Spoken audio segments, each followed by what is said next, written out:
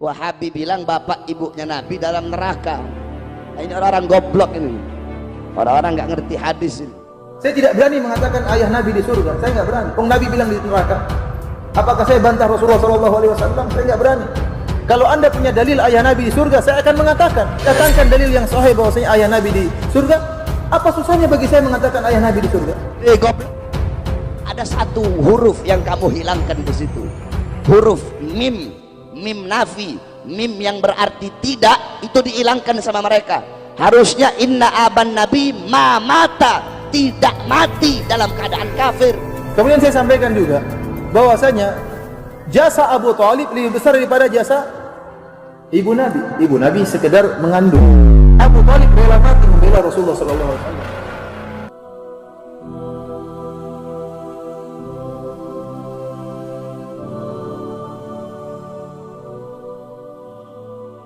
Pertanyaan, ayah ibu Rasulullah di surga apa di neraka?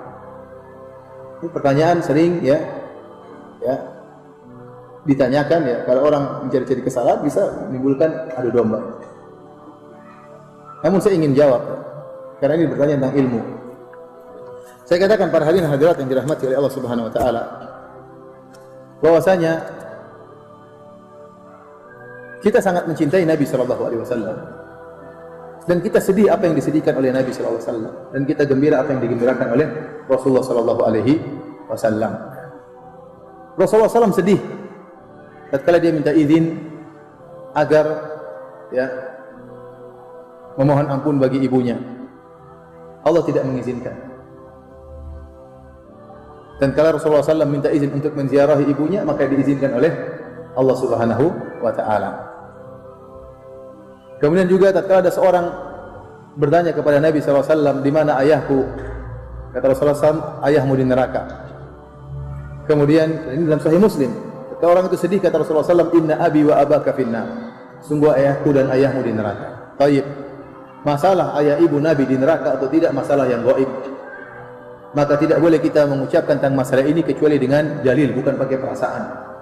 Dan Rasulullah SAW telah jelaskan dalam Sahih Muslim bahwasanya ayahnya di neraka jahanam dan ibunya tidak diizinkan agar dia ya mohon ampun buat ibunya.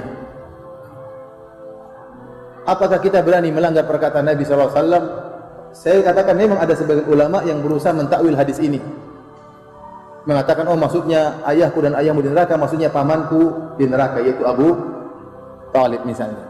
Tapi ini dibantah oleh Imam Nawawi rahimahullah. Imam Nawawi rahimahullah, ya, ini apa yang saya sampaikan ini terdapat dalam buku Al-Minhaj Syarah Sahih Muslim. Al-Imam Nawawi tegas dalam hal ini menjelaskan ayah dan ibu Nabi SAW di neraka jahanam. Oleh karenanya di antara dalil yang menguatkan bahwasanya ayah dan ibu Nabi SAW di neraka jahanam, ya, bahwasanya Nabi saya tidak pernah mendapati doa Nabi mohon ampun buat ayah ibunya. Antum pernah dapati doa Nabi SAW berdoa Rabbi ghufirli wali walidayya? Pernah? Ada atau tidak? Padahal sebagai anak yang berbakti dia harus sering mendoakan kedua orang tuanya. Tapi saya tidak pernah menemukan Nabi berdoa Rabbi ghufirli wali walidayya. Yang ada dalam Al-Quran, Allah merintahkan kita berbakti kepada orang tua. Allah berkata wa qur rabbirhamhuma kama rabbayani shaghira. Tetapi doa Nabi sendiri, antum baca buku hadis-hadis, tidak akan antum mendapati Rasulullah SAW mengatakan ya Allah ampunilah aku dan ampunilah kedua orang tuaku. Jadi saya lebih condong kepada pendapat Imam Nawawi yang menjelaskan bahwasanya karena Rasulullah SAW menjelaskan kedua orang tuanya di neraka, maka kita ikuti perkataan Rasulullah SAW. Kita mendahulukan hadis daripada perasaan.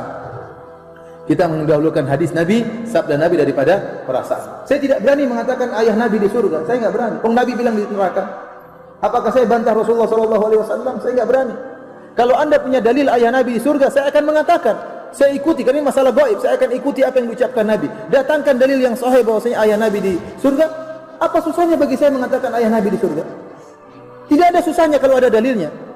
Justru saya pingin ayah Nabi di surga karena itu ayahnya Rasulullah SAW. Justru saya ingin ibunya Nabi di surga, itu ibunya Nabi SAW. Nabi sedih tatkala mengunjungi kuburan ibunya sampai Nabi menangis, wa abka man haulahu, para sahabat juga ikut nangis. Tetapi kalau tidak ada dalilnya, masa saya berani ngomong sesuatu yang tidak ada dalilnya? Baik, ada yang mengatakan ada hadis menunjukkan Rasulullah SAW menghidupkan kembali kedua orang tuanya suruh masuk Islam, akhirnya masuk surga. Hadisnya lemah, hadisnya palsu, tidak ada tidak kuat dibandingkan dengan hadis dalam Sahih Muslim. Dan wallahu alam ada hikmah di balik itu. Wallahu alam bisawab. Dia tidak tahu ada hikmah apa yang Allah kehendaki. Tapi pasti ada hikmahnya. Ada yang mengatakan dengan perasaannya, Ustaz, bagaimana ibu Nabi masuk neraka sementara Nabi pernah di perutnya selama 9 bulan? Saya bilang dia punya jasa. Namun demikian Allah mentakdirkan, sebagaimana Allah mentakdirkan ayah Nabi Ibrahim masuk neraka jahanam. Padahal Ibrahim tidak muncul keluar kecuali melalui air mani ayahnya. Iya atau tidak? Kemudian saya sampaikan juga bahwasanya jasa Abu Thalib lebih besar daripada jasa ibu Nabi. Ibu Nabi sekedar mengandung. Abu Thalib rela mati membela Rasulullah SAW sehingga tersebarlah dakwah tatkala itu. Namun tetap juga dia dalam neraka jahanam. Ada yang mengatakan, Ustaz, bagaimana anda memvonis Abu Bakar, ayah Nabi dan ibu Nabi di neraka? Bukan saya yang vonis. Saya enggak berani vonis. Saya pingin ayahnya Nabi masuk surga, saya pingin. Saya pingin ibunya Nabi masuk surga. Tapi Rasulullah yang mengatakan demikian. Rasulullah SAW yang mengatakan demikian. Ada yang mengatakan dengan perkataan-perkataan demikian, namun saya katakan kita mendahulukan perkataan Rasulullah sallallahu alaihi wasallam. Kita mendahulukan perkataan Nabi sallallahu alaihi wasallam. Syubhat yang paling kuat dalam masalah ini kata mereka bahwasanya ayah Nabi dan ibu Nabi dulu di masa fatrah belum datang dakwah kepadanya. Dan Allah berfirman, "Wa ma kunna mu'adzibina hatta nab'atha rasula." Dan kami tidak akan mengadab satu kaum sampai kami mengutus rasul. Nah, ayah dan ibu Nabi belum ada rasul tatkala itu, bagaimana divonis neraka? Saya kata ini sudah dibantah oleh Al-Imam Nawawi. Ya bahwasanya ada orang-orang sebelum Nabi datang sudah divonis dalam neraka jahanam. Contohnya Amr bin Luhai Al-Khuzai. Amr bin Luhai Al-Khuzai dalam Sahih Bukhari, Rasulullah SAW mengatakan, "Ra'aitu Amr bin Luhai Al-Khuzai yajurru qasbahu finnar." Aku melihat Amr bin Luhai Al-Khuzai menggeret ususnya di neraka jahanam. Kenapa? Li'annahu awwalu man sayyaba as-sawa'id. Karena dia orang yang pertama kali mengkeramatkan onta dan kambing-kambing tidak boleh dinaiki dan tidak boleh disembelih dan macam-macamnya. Dia yang pertama kali membuat kesyirikan membawa kesyirikan ke Jazirah Arab. Waktu itu Nabi belum ada. Tetapi ingat, ada dakwah tauhid. Oleh karenanya ada orang-orang yang disebut oleh para ulama dengan al-ahnaf. Orang-orang berada di atas agama tauhid, seperti contohnya Waraqah bin Naufal. Dia sudah dia tauhid, dia Nasrani tapi dia tidak berbuat kesyirikan. Dan ada beberapa orang disebutkan dalam sirah Nabi sallallahu alaihi wasallam. Jadi sisa ajaran Ibrahim masih ada. Dan Al-Imam Nawawi rahimahullah menjelaskan bahwa ini menunjukkan bahwasanya dakwah tauhid sudah sampai kepada kedua orang tua Nabi, namun mereka berdua tetap di atas kesyirikan. Buktinya Rasulullah SAW vonis mereka berdua di neraka jahanam. Wallahu alam bisawab. Ini ilmu yang saya sampaikan, yang saya pahami. Nah, kalau ada orang mengatakan ada pendapat yang lain, silakan ada pendapat yang lain, ya. Dan saya berharap pendapat tersebut lebih bagus dari pendapat saya yang menyatakan Nabi, ayahnya dan ibunya di surga. Saya ingin ayah dan ibu Nabi di surga. Namun saya tidak bisa berbicara dengan hawa nafsu. Saya harus ikut dalil. Kalau ada dalilnya saya akan ikuti. Kalau enggak, saya tetap kembali kepada sabda Nabi sallallahu alaihi wasallam. Wallahu ta'ala alam bisawab. Ayat Al-Quran sudah bilang, kullu nafsin da'iqatul maut. Setiap yang bernyawa, yang berjiwa pasti akan mati. Kullu man 'alaiha fan. Segala sesuatu yang ada di atas bumi pasti binasa. Kullu syai'in khaliqun illa wajha. Segala sesuatu, zat, wujud, bentuk apapun akan hancur kecuali Allah. Yang tua mati, yang muda mati, yang kaya mati, yang miskin mati, yang sehat mati, yang sakit mati. Semua pasti mati. Wa kullu jadidin bal. Segala sesuatu yang baru pasti akan usang. Pakaian barumu tidak akan baru selama-lamanya. Rumah barumu tidak akan baru selama-lamanya. Mobil barumu tidak akan baru selama-lamanya. Daun-daun yang hijau tidak akan hijau selama-lamanya. Akan ada saatnya dia menguning dan dia menjadi gugur, saudara-saudara. Semua yang baru pasti usang. Wa kullu kibarin yafna. Semua orang-orang tua itu hancur. Semua orang tua itu binasa. Ana mayyitatun. Aku nantinya mati. Aku nantinya jadi mayat. Fadzikri wa dzikri bak. Walaupun aku jadi mayat, tetapi mengenangku akan abadi selama-lamanya. Mengenangku akan kekal. Kenapa? Faqad taraktu khaira. Karena aku telah meninggalkan kebaikan. Apa kebaikan yang ditinggalkan oleh beliau? Nabi Muhammad. Wa waladtu tuhra. Aku telah melahirkan anak yang suci. Siapa anak suci yang dilahirkan oleh beliau? Nabi Muhammad.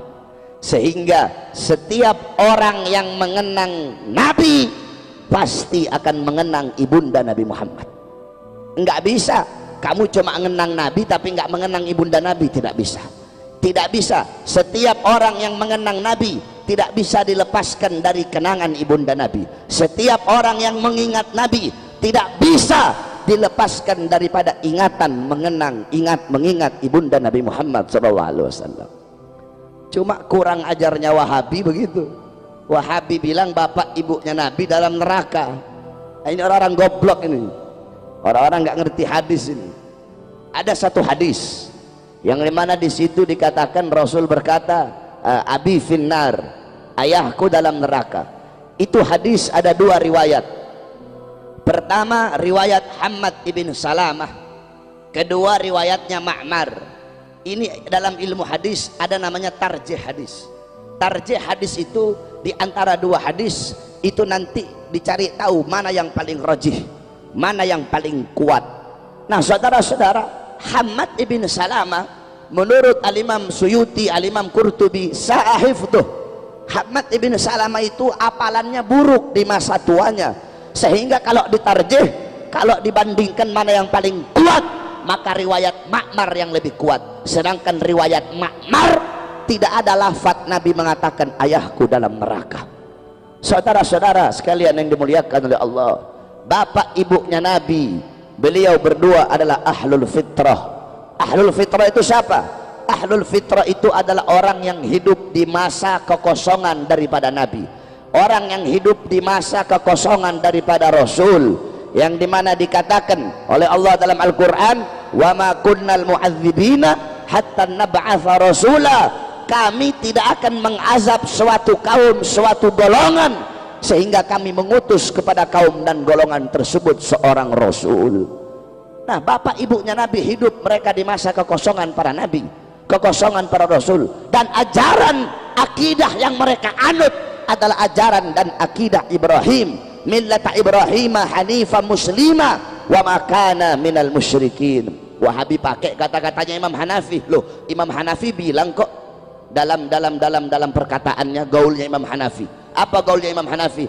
Inna aban Nabi sallallahu alaihi wasallam mata kafiran wa Abu Talib mata alal kufri. Goblok, ada satu huruf yang kamu hilangkan di situ, huruf mim, mim nafi, mim yang berarti tidak, itu dihilangkan sama mereka. Harusnya inna aban Nabi ma mata, tidak mati dalam keadaan kafir, dihilangin manya jadi mati dalam keadaan kafir. Imam Hanafi inna aban Nabi ma mata alal kufri, ayah Nabi tidak mati dalam keadaan kafir. Sama Wahabi mimnya dihilangin, inna aban Nabi mata alal kufri, padahal ada manya ma mata, tidak mati dalam keadaan kafir. Saudara-saudara, jangankan bapaknya Nabi, jangankan ibunya Nabi, terlalu jauh membicarakan beliau. Malik ibn Sinan, Malik ibn Sinan, waktu perang kakinya Nabi pernah tertusuk anak panah. Malik ibn Sinan dia kecup, dia cabut itu anak panah, kemudian dia kecup, dia telan darahnya Nabi. Kata Nabi, muntahkan wahai Malik ibn Sinan. Apa kata beliau? Tidak ya Rasulullah, aku ingin darahmu bercampur dalam darahku. Apa kata Nabi? Haram jasadmu disentuh api neraka wahai Malik ibn Sinan. Abdullah ibn Zubair, Abdullah ibn Zubair anaknya Zubair ibn Awam, waktu Nabi habis hijamah, Nabi waktu habis bekam, Nabi bilang, ya Abdullah bin Zubair, buang ini darah bekamanku di tempat yang tidak dilihat oleh orang. Dibawa sama Abdullah bin Zubair, dia lihat gak ada orang, dia minum darahnya Nabi. Habis dia minum, dia bilang, sudah aku buang ya Rasulullah. Di mana? Di tempat yang aman, gak bakal ada orang bisa lihat. Di mana? Di perutku ya Rasulullah. Kenapa ya Abdullah bin Zubair? Aku ingin darahmu bercampur dengan darahku ya Rasulullah. Apa kata Rasulullah? Ketahuilah bahwasanya Abdullah bin Zubair haram jasadnya disentuh oleh api neraka. Kemudian Sayyidina Uqasyah, Sayyidina Uqasyah ketika Nabi pulang dari haji wada, Nabi berkata, Nabi Muhammad berkata kepada para sahabat, jikalau ada dari kalian yang aku pernah berbuat zalim, aku rela dikisos. Semua sahabat diam. Ukasyah angkat tangan, saya ya Rasulullah. Apa kesalahanku wahai Ukasyah? Ukasyah bilang, ya Rasulullah, dulu waktu perang ketika engkau ingin merapatkan barisanku agak terlewat maju sedikit ke depan sehingga kau cambuk aku ya Rasulullah. Aku ingin membalas mencambukmu ya Rasulullah. Sayyidina Abu Bakar berdiri, Ukasyah, aku sahabat paling dekat dengan Nabi, aku yang pertama kali mengimani ketika Nabi Isra Mi'raj. Jangan kamu kisos Nabi, kisos saya saja, cambuk saya saja.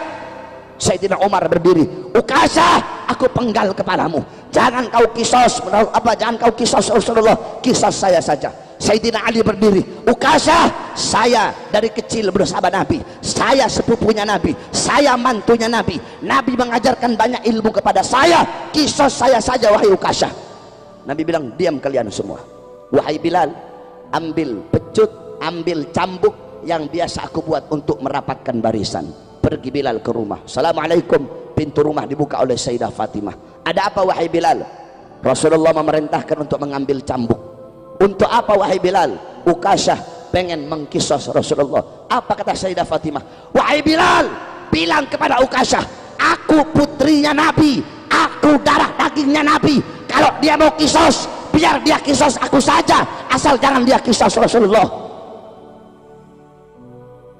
Tetap diambil itu cambuk, dikasih kepada Ukasyah. Kata Rasulullah, ayo wahai Ukasyah, kisos aku. Kata Ukasyah, ya Rasulullah, dulu aku dalam keadaan tidak pakai baju, jadi kalau kamu aku cambuk pakai baju nggak adil ya Rasulullah. Buka bajumu ya Rasulullah. Sahabat makin marah. Rasulullah buka bajunya. Ketika dibuka bajunya Nabi, langsung Ukasyah peluk dan langsung dicium perutnya Nabi Muhammad. Ini hanya alasanku saja ya Rasulullah, agar aku bisa memeluk perutmu ya Rasulullah. Apa kata Nabi? Kalau kalian pengen lihat penghuni sorga, lihatlah Sayyidina Ukasyah. Malik ibn Sinan, Abdullah bin Zubair meminum darah Nabi. Ukasyah bertempel dengan kulitnya Nabi, haram jasadnya masuk api neraka. Masa bapak ibunya Nabi, yang dimana Nabi adalah darah dagingnya, masa bapak ibunya Nabi masuk dalam neraka? Saudara-saudara, ini nggak masuk akal ini. Kalau bapak ibunya Nabi masuk neraka, berarti api neraka tidak bisa memakan beliau berdua. Kalau api neraka tidak bisa memakan beliau berdua, apa gunanya neraka? Sedangkan Allah tidak akan menciptakan sesuatu yang tidak berguna dan sesuatu yang sia-sia. Nah, oleh karenanya ibunda Nabi, setiap orang yang mengenang Nabi akan mengenang ibunda Nabi.